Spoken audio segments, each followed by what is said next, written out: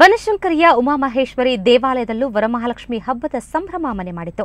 ಹಬ್ಬದ ಸಂಭ್ರಮಕ್ಕೆ ಕಳೆ ಕಟ್ಟಿದ್ದು ನಟಿ ಪ್ರಿಯಾಂಕಾ ಉಪೇಂದ್ರ, ನಟಿ ರೂಪಿಕಾ. ಸಾಯಿಗೌಳ್ನ ಶರವಣ ಆಯೋಜಿಸಿದ್ದ ವರಲಕ್ಷ್ಮಿ ವಿಶೇಷ ಪೂಜಾ ಕಾರ್ಯಕ್ರಮದಲ್ಲಿ ನಟಿಯರು ಪಾಲ್ಗೊಳ್ಳುವ ಮೂಲಕ ಹಬ್ಬಕ್ಕೆ ಮೆರುಗು ನೀಡಿದರು. ಉಮಾಮಹೇಶ್ವರಿಗೆ ಅಭಿಷೇಕ, ಹೂವಿನ ಅಲಂಕಾರ, ವಿಶೇಷ ಪೂಜೆ ಅದ್ದೂರಿಯಾಗಿ ನೆರವೇರಿತು. ಈ ವೇಳೆ ಮಾತನಾಡಿದ ನಟಿ ಪ್ರಿಯಾಂಕಾ, ಎಲ್ಲರಿಗೂ ಸಕಲ ಸೌಭಾಗ್ಯ, ಐಶ್ವರ್ಯ ಸಿಗಲಿ ಅಂತ ಹಾರೈಸಿದರು.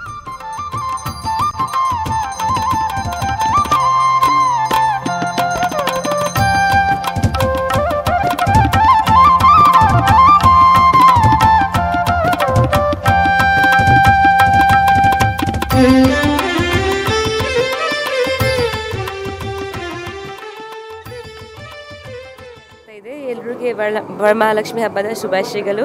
ಆ್ಯಂಡ್ ಇವತ್ತು ಶರವಣ ಅವರು ನನಗೆ ದೇವಸ್ಥಾನಕ್ಕೆ ಕರೆದಿದ್ದಾರೆ, ಅವರು ಪೂಜೆ ಮಾಡಿಸ್ತಾ ಇದ್ದಾರೆ.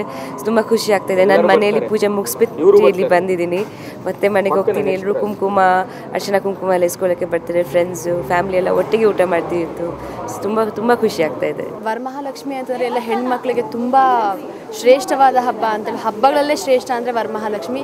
ಏನೇನು ವರಗಳು ಬೇಕೋ ಅದೆಲ್ಲ ಕೇಳ್ಕೊಳ್ಳೋ ಅಂಥ ಒಂದು ಅಥವಾ ಪ್ರಾಪ್ತಿ ಕೊಡುವಂಥ ದಿನ ಅಂತ ಹೇಳ್ಬೋದು. ನಾವು ನಮ್ಮಲ್ಲಿ